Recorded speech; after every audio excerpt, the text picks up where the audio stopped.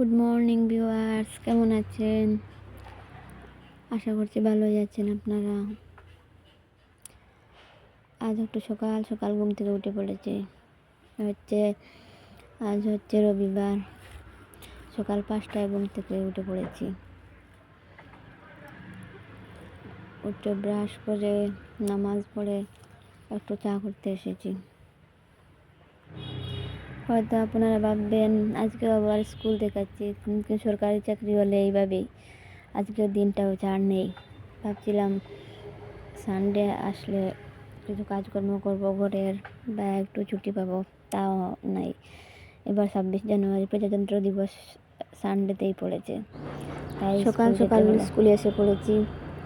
সকাল সকাল এসেছি বলে ভাবলাম স্কুলটা ঘুরে একবার দেখাই, আপনাদের সাথে শেয়ার করি। আর আজকে খুব বেশি কুয়াশা ছিল, খুব ঠান্ডাও ছিল, এত সকাল বাচ্চারা আসতে পারেনি।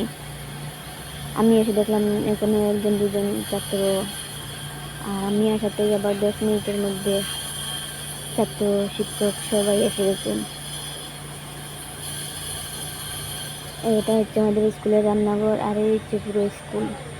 এটা হচ্ছে সকাল সকাল বাচ্চারা কীভাবে আসবে। এরপরও বাচ্চারা এসেছে, কিছু ছাত্র এসেছে, আর পতাকা ওঠানোর কাজও হয়ে গেছে। এখানে আমরা শিক্ষক শিক্ষিকাও রয়েছি। আর সরকারি স্কুলের ছাত্রদের ব্যাপার আপনারাই তো ভালোই বুঝবেন, যে সরকারি স্কুলের ছাত্ররা মানে সব ঠান্ডার কাপড় পরে আসবে, ভালো শীতের কাপড় এভাবে। তো কিছু ছাত্র আবার প্রজাতন্ত্র দিবসের বিষয়ে কিছু বলছিল, এখানে একটু দামাইল গানো হয়েছিল। এভাবে আজকে প্রজাতন্ত্র দিবসে অতটা বড় করে প্রোগ্রাম হয়নি, এভাবেই শেষ করা হয়েছে। ঘরে এসেই এই যে রান্নার কাজে ব্যস্ত হয়ে গেলাম।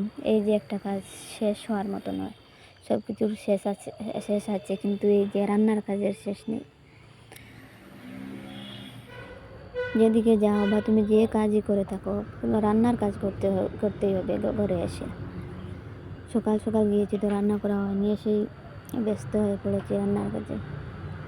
আজকে ভাবছিলাম একটু মাগুর মাছের ঝোল করব, আর সঙ্গে ফরাস বিচি দিয়ে তুঙ্গা রান্না করব। ভাবছি আপনাদের সাথে একটু শেয়ার করে নিই। মেয়েরার এই অবস্থা। মেয়েরা যতই কাজ করুক, যত কিছু না করুক, রান্না তো করতেই হবে। পরে এসে রান্নার কাজ করতে হবে। রান্না, বাচ্চা থাকলে বাচ্চাগুলাকে সামলানো, এই কাজগুলো মেয়েদেরই। অন্যরা যতই হেল্প করুক, কিন্তু কিছু কিছু কাজ আছে যেমন নিজেই করতে হয়। বাচ্চা সামলানোর কাজ, রান্না করা, বাকিগুলো অন্য কেউ সাহায্য করতে পারে, কিন্তু এইগুলো তো নিজেই করতে হয়। আজকে কিন্তু আবার একটু ফ্রিতেই কাজ করতে পারছি। আমার মেয়েও মামার বাড়ি গিয়েছে, তাই একটু ফ্রিতেই কাজ করতে পারছি। না হলে তো ওর ডাকে আর ওর যন্ত্রণায় কাজগুলো 10 মিনিটের কাজ হলে 20 মিনিটও করতে হয় আর কি। আর এখানে তোমাদেরকে বলেছিলাম যে তুঙ্গা দিয়ে ফ্রাস বিচি দিয়ে একটা তরকারি করব। এই তুঙ্গাগুলো ধুয়ে নিচ্ছি। দুটি চুলায় একসাথে রান্না করছি। আমার আবার ওদিকে একটু তাড়া আছে, যে কতটি কাপড় ধোয়ার আছে। কাপড় ধোবো, স্নান করব। আমার ফরাস বিচি সিদ্ধ হয়ে গেছে গল্প করতে করতে। ইন্ডাকশনে দিয়ে দিয়েছিলাম, আর এখন আমি এগুলো বসিয়ে দেব। এখানে তেল দেওয়া হচ্ছে, আর কয়েকটি রসুনের কুঁড়ো, তারপর দেব পেঁয়াজ। জানি না কে কীভাবে রান্না করেন আপনারা, আমি যেভাবে রান্না করি আর কি। এখানে বাকি মশলাগুলো দিয়ে একটু ভাজা ভাজা করে নিচ্ছি। তারপর দিয়ে দেব তুঙ্গা পাতাগুলো। একটু ভাজা ভাজা হয়ে গেছে, এখন দিয়ে দিব তুঙ্গা। জানি না কে বা কারা এভাবে তুঙ্গা পাতা ফরাস বিচি দিয়ে খান। আরও যদি ভালো লেগে থাকে তাহলে আমার ভিডিওটি লাইক করবেন এবং সাবস্ক্রাইব করে রাখবেন।